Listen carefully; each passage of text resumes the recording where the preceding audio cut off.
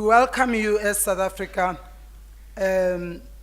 African business. However, the Black Business Council is an umbrella body that represents business organizations, including chambers of commerce like NAFCOC and FABCOS, and there are organizations in infrastructure development, in manufacturing, in agribusiness, ICT, telecoms, just to name a few. And we also have corporate members who from big and small companies and professional organizations, from your lawyers, your chartered accountants, people in the securities and investment banking, etc.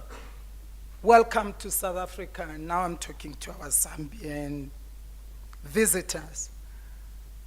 As we heard from Mrs. Chabala, Zambia is open for business, but so is South Africa. We appreciate first and foremost the historical links that we share with Zambia, the strong political ties that make us one. We have to accept, though, that the business ties are not as strong as the historical political ties, and we would like to strengthen that. That is seen as a challenge by some, but I see it as an opportunity from both sides. You said that there are South Africans doing business in Zambia and who have decided to make Zambia home. We know that there are Zambians doing business in South Africa who have decided to stay and thrive also. So that's how it should be. I think as strong nations, we need to take control, sit back, and take charge of what is ours, our God-given resources, and use that as leverage.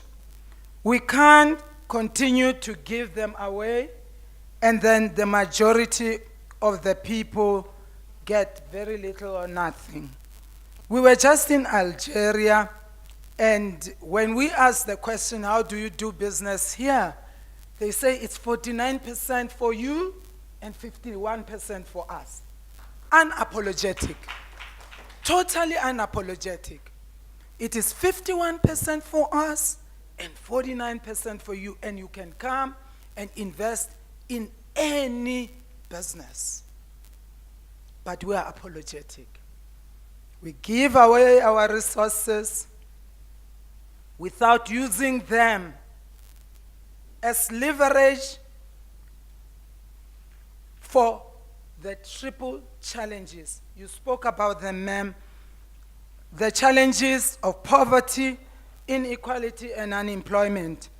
These are significant barriers to development and inclusive growth that we are all trying to grasp.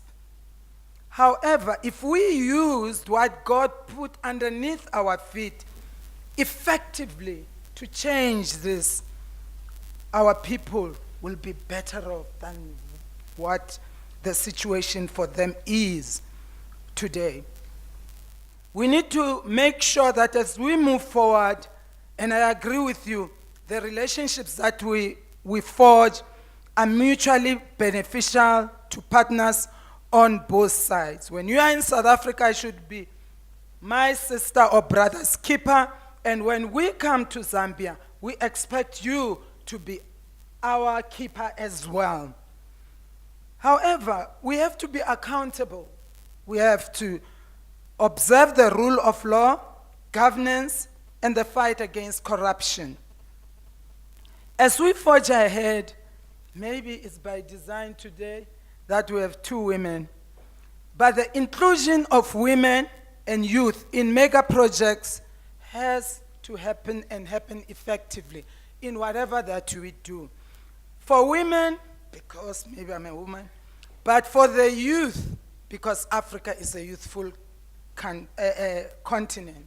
If we don't take care of the young people on our continent, we will do that at our own peril. We need to train our youth. We need to create opportunities for young people to thrive on the continent of Africa.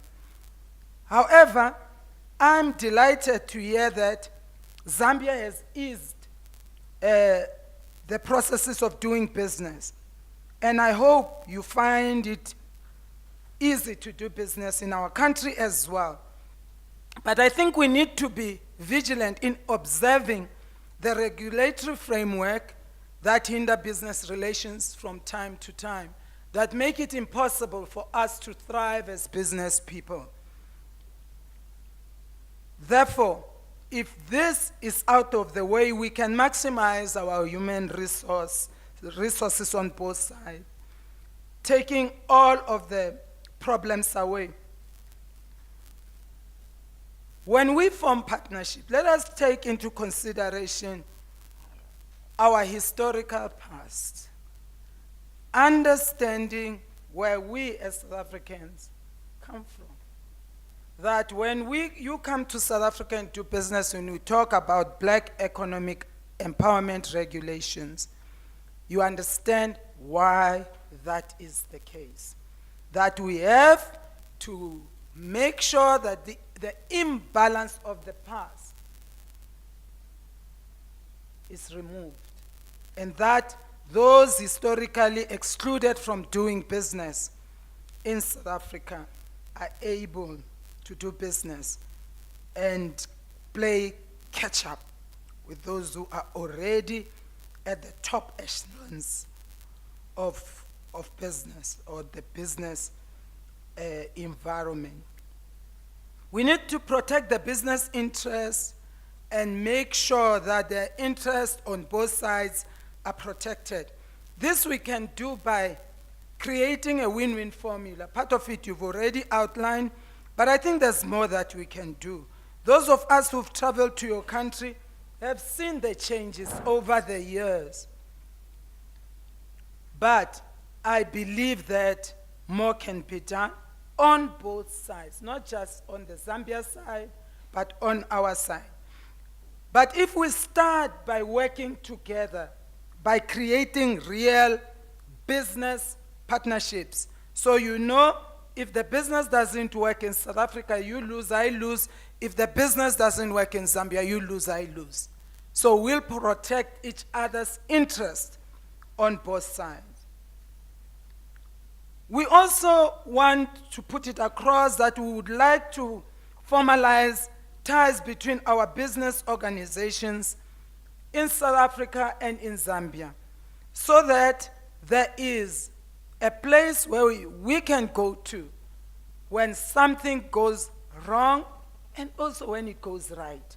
We stand in front of everybody and say, listen, hooray, this has gone well. Because 9 out of 10, they expect that if it's African countries working together, it won't work. We say it can, and we should make sure that it does. It starts by treating each other with respect. When you are here, I must treat you with respect. When I'm over there, you treat me with respect. Obviously, we set the goals together, we achieve together, we create partnership that will have a basis of friendship and inclusive business relationships that will take advantage of opportunities in both our countries. Zambia is rich, South Africa is rich, but we are not even at the beginning of maximizing the potential. But if we join hands together, I know that we can make it thrive. But we need to lead the way ourselves. When you were rattling the statistics, I say, oh my God, people outside of the continent are taking advantage of resources and opportunities on the continent whilst we sleep. So, if we don't wake up, let's not blame them. Thank you.